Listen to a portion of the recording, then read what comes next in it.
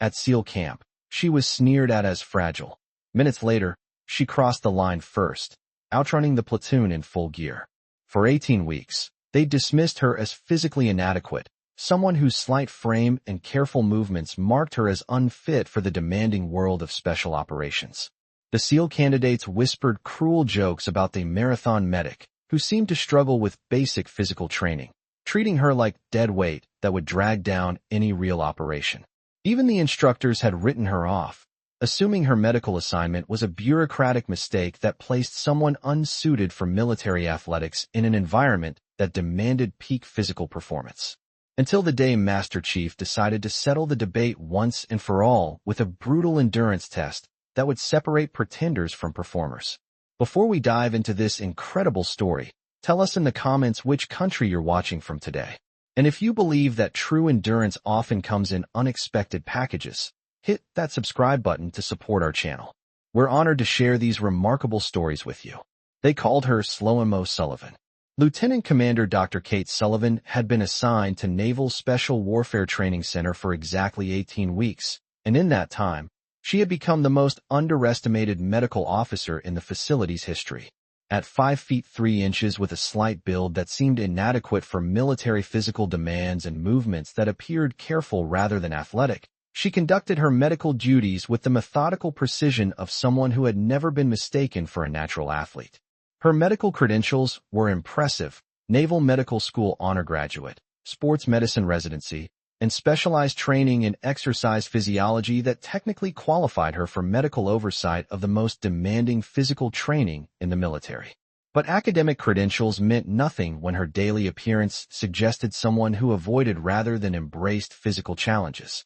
To the SEAL candidates in Class 324, Dr. Sullivan represented everything that seemed physically inadequate for special operations. Her careful movements during routine activities, her apparent discomfort during intense physical training, and her tendency to position herself away from the most demanding exercises suggested someone who understood her physical limitations and worked to avoid exposing them. "I don't understand how someone that physically limited got assigned to oversee our training," Petty Officer First Class Jake Morrison had commented to his training partner, Seaman Davis, during their 17th week. "Watch her during PT. She avoids participating in anything demanding and seems genuinely uncomfortable around serious athletes. During our conditioning sessions, she positions herself where she can observe without having to demonstrate any physical capability. I've never seen a military medical officer who seemed so obviously out of place in a physical training environment." Morrison wasn't being deliberately cruel. As a former college track athlete who had competed at national levels before military service, he understood that physical capability was fundamental to special operations success. Personnel who couldn't meet demanding physical standards were unsuited for environments where athletic performance could determine mission success. Dr. Sullivan seemed to represent someone whose physical limitations made her fundamentally incompatible with special operations culture and requirements. Davis, who had previous military experience, offered his perspective. "Some medical officers focus on the healthcare side rather than the physical training aspects. Maybe she's just not comfortable with the athletic demands because her background is clinical rather than sports-oriented." But even Davis's charitable interpretation couldn't explain Dr. Sullivan's apparent avoidance of any situation that might require demonstration of physical capability or athletic performance. During physical training sessions, she would observe from positions that allowed medical oversight without participation. During conditioning exercises, she would focus on monitoring candidate safety rather than demonstrating techniques. Her questions about training focused on injury prevention rather than performance optimization. Seaman Rodriguez, who had been observing Dr. Sullivan's interactions with the physical training program, shared his assessment with fellow candidates. "She's professionally competent with medical oversight, but she clearly avoids any situation where she might have to demonstrate physical capability. During discussions about conditioning techniques, she focuses on physiological theory rather than practical application. During training modifications for injured candidates, she emphasizes safety over performance. She's obviously someone whose background is academic rather than athletic." This observation resonated with candidates who had noticed that Dr. Sullivan's approach to physical training emphasized medical theory over athletic performance, suggesting someone more comfortable with classroom learning than practical physical challenges. Master Chief Petty Officer Thomas Endurance Thompson, who had been running SEAL physical training programs for over 36 years, had developed concerns about Dr. Sullivan's ability to understand the physical demands his candidates faced. During their coordination meetings, she seemed to focus on medical protocols rather than the performance standards that defined special operations preparation. Dr. Sullivan, Master Chief Thompson had said during their 16th week meeting, "You seem to approach our physical training from a purely medical perspective rather than understanding the performance requirements. What's your background with high-level athletic training or competitive sports?" Dr. Sullivan's response had seemed to confirm her limitations. "Master Chief, my background is primarily medical and academic. I understand exercise physiology from a clinical perspective, but I haven't been involved in competitive athletics or high-performance training. My focus is on ensuring medical safety during physical activities." Her answer explained her approach while reinforcing assumptions about her physical limitations and lack of athletic background. What Master Chief Thompson couldn't have understood was that Dr. Sullivan's apparent physical limitations and academic focus weren't evidence of poor athletic capability. They were operational security measures designed to conceal specialized training in endurance athletics that exceeded what most military personnel ever achieved. The incident that would shatter these assumptions began during Class 324's 18th week with a surprise endurance evaluation. Master Chief Thompson had decided to conduct an unannounced assessment that would test candidates' physical conditioning under circumstances that simulated operational stress. "Today we're conducting a full combat load endurance test," Master Chief Thompson announced to the surprised candidates. 40-pound packs, full gear, 12-mile course. This will evaluate your current conditioning level and identify areas needing improvement. The test was designed to be challenging for well-conditioned SEAL candidates, involving a demanding course with varied terrain, elevation changes, and obstacles that would test both cardiovascular endurance and mental toughness under physical stress. Dr. Sullivan was scheduled to provide medical oversight for the exercise, positioning herself at checkpoints to monitor candidates for signs of heat exhaustion, dehydration, or injuries that could result from the demanding physical activity. But as candidates prepared for the test, Master Chief Thompson made a decision that would prove more significant than he anticipated. "Dr. Sullivan," Master Chief Thompson announced, "since you're responsible for medical oversight of physical training, you should understand what these candidates experience. You'll participate in the endurance test to better understand the physical demands you're monitoring." His decision was partly practical. Having medical personnel experience the training they oversaw provided better understanding of the physical stresses involved. But it was also influenced by his belief that Dr. Sullivan needed to understand the reality of physical demands rather than just the theoretical aspects. The candidates responded to the announcement with barely concealed amusement, expecting to witness confirmation of Dr. Sullivan's physical limitations during a test that challenged even well-conditioned athletes. "This should be interesting," Morrison whispered to Davis. "She's going to struggle with basic fitness requirements, and will probably have to modify the course when she can't keep up." Dr. Sullivan accepted the assignment with apparent reluctance, which seemed to confirm everyone's expectations about her physical capability and comfort with demanding exercise. The endurance test began at dawn with 40 candidates and Dr. Sullivan lined up at the starting point. The course involved 12 miles of varied terrain with a 40-pound pack and full military gear, designed to simulate the physical demands of operational movement under combat conditions. Master Chief Thompson provided final instructions. "This is an individual effort. Maintain your own pace, but remember that operational requirements don't allow for extended rest breaks. Medical checkpoints are positioned throughout the course." The test began with candidates establishing their preferred pace for the demanding course ahead. Most started conservatively, understanding that 12 miles with full gear would test their endurance and require careful energy management throughout the exercise. Dr. Sullivan started near the back of the group, which seemed consistent with her apparent physical limitations and suggested that she understood her capabilities relative to the well-conditioned candidates. But as the course progressed, something unexpected began to happen. While candidates settled into sustainable paces for the long endurance test, Dr. Sullivan began moving through the field with the efficiency that seemed inconsistent with her apparent physical limitations.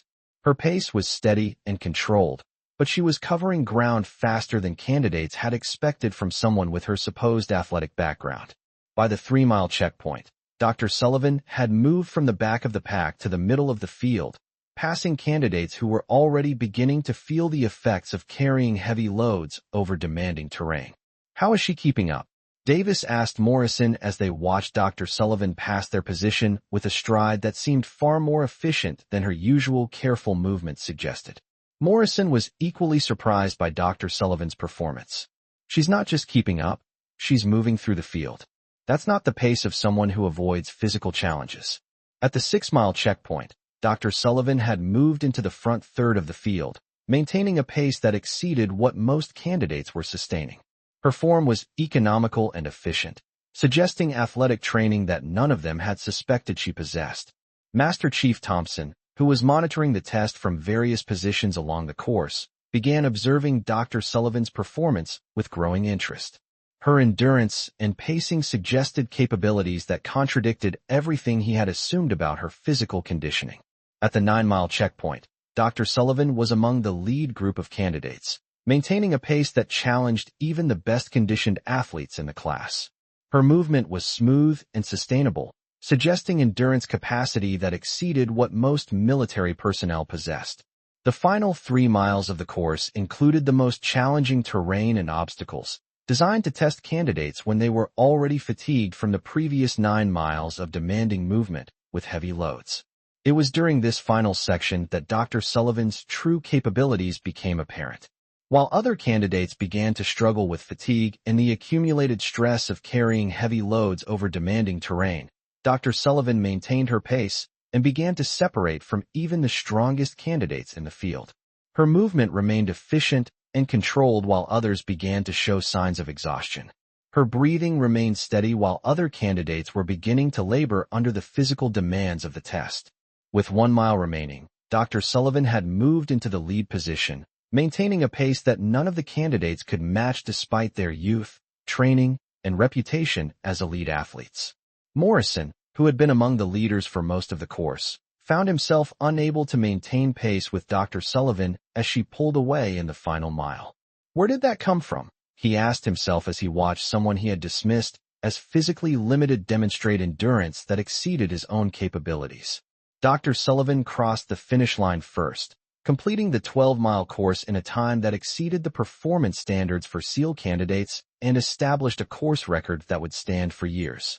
She finished the demanding test appearing less fatigued than most candidates who finished significantly behind her, suggesting endurance capacity that challenged understanding of what was possible through athletic training. The finish area was silent as candidates and instructors processed what they had witnessed. Dr. Sullivan, the medical officer they had dismissed as physically inadequate, had outperformed every candidate in a test designed to challenge the most elite military athletes. Master Chief Thompson approached Dr. Sullivan as she completed post-exercise procedures, his expression reflecting amazement at performance that contradicted every assumption he had made about her physical capabilities. "Dr. Sullivan," Master Chief Thompson said carefully, "where did that performance come from?" "That was endurance that exceeded what we typically see from our best candidates." Dr. Sullivan was conducting post-exercise medical assessments while responding, her focus remaining on ensuring candidate safety while her own performance had challenged everyone's understanding of her capabilities. Previous training included specialized endurance preparation that developed cardiovascular and muscular endurance capabilities, she replied while monitoring candidates for signs of heat exhaustion or overexertion. Her answer was professionally appropriate, but revealed nothing specific about the background that had produced such exceptional endurance performance. Morrison approached Dr. Sullivan with complete amazement and newfound respect. "Ma'am, what kind of training developed that level of endurance?" "That was performance that exceeded what most competitive athletes achieve." Dr. Sullivan's response began to reveal the carefully concealed background that explained her exceptional performance while maintaining operational security about specific training and assignments.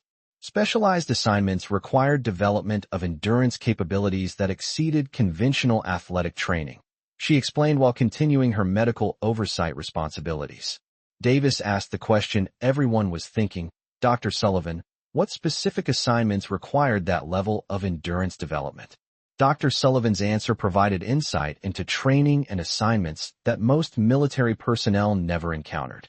Endurance training for long-range reconnaissance operations, medical support during extended operations in challenging environments, and specialized assignments where medical personnel must maintain pace with elite military units during demanding operational movement. As word of Dr. Sullivan's performance spread throughout the facility, the truth about her background began to emerge. The physically limited medical officer who had seemed unsuited for athletic environments was revealed to be a highly trained endurance athlete whose capabilities exceeded what most military personnel ever developed. Her apparent physical limitations and careful movements hadn't been evidence of poor conditioning. They had been operational security measures designed to conceal specialized training in endurance athletics that had prepared her for the most demanding military assignments. The training I completed, Dr. Sullivan explained after her performance had revealed her capabilities, required medical personnel who could maintain pace with special operations units during extended operations in challenging terrain. Medical officers assigned to these missions must possess endurance capabilities that allow them to provide medical support without limiting unit movement or operational effectiveness. Her background included specialized endurance training that had prepared her for medical assignments requiring sustained performance under conditions that challenged even elite military athletes. Her medical expertise had been combined with athletic training that exceeded what most competitive athletes achieved. The candidates learned that Dr. Sullivan's combination of medical knowledge and endurance capability provided understanding of exercise physiology and athletic performance that enhanced their own training. Her academic knowledge was informed by practical experience that made her oversight more valuable than they had realized. Morrison, who had dismissed Dr. Sullivan as physically inadequate, became one of her most respectful students. "Ma'am, your endurance performance has shown me that athletic capability can be concealed for legitimate reasons, and that assumptions about physical limitations can be completely wrong." Davis was particularly influenced by her demonstration of operational security and the strategic value of concealing athletic capabilities. "Dr. Sullivan, your experience has taught me that exceptional physical capability can be hidden when necessary, and that personnel who appear physically limited may actually possess superior athletic training." The story of Sullivan, who outran an entire SEAL platoon, became legendary throughout the special operations community, shared as an example of how operational security can mask extraordinary athletic capability and how assumptions about physical limitations can be strategically valuable. Master Chief Thompson incorporated her performance into discussions about personnel assessment and the importance of understanding that apparent physical limitations can conceal superior athletic training and capability. "The most important lesson from today," he told the candidates after Dr. Sullivan's performance, "is that exceptional athletic capability can be concealed behind apparent limitations. Never assume that someone's appearance or behavior indicates their actual physical capability, especially when operational security requires concealing specialized training." Years later, Dr. Sullivan's legacy continued through enhanced training programs that integrated medical expertise with athletic performance, demonstrating that the most effective military medical personnel are those who can match the physical demands of the units they support. Her record-setting performance had lasted only minutes, but its impact continued for years, reminding everyone that the most capable athletes are often those who appear least athletic, and that true endurance sometimes masquerades as physical limitation until circumstances require its revelation. The mockery that had filled the SEAL camp was replaced by respect that resonated throughout the special operations community, as everyone realized that the person they had dismissed as physically inadequate had actually possessed athletic capabilities that exceeded their own. Have you ever witnessed someone completely overturn expectations by revealing physical capabilities that no one suspected they possessed? Tell us in the comments about moments when apparent physical limitations transformed into demonstrated athletic excellence in ways that challenged every assumption you had made. And if you believe that true athletic capability often remains hidden until the moment demands its demonstration, hit that subscribe button to support our channel. Every story reminds us that the people who appear least athletic may be exactly the ones with the most to teach us about endurance, preparation, and the strategic value of being underestimated. We'll see you in the next story where we'll discover another incredible tale of hidden athletic excellence, and the moment when carefully maintained appearances give way to record-breaking demonstrations of extraordinary capability.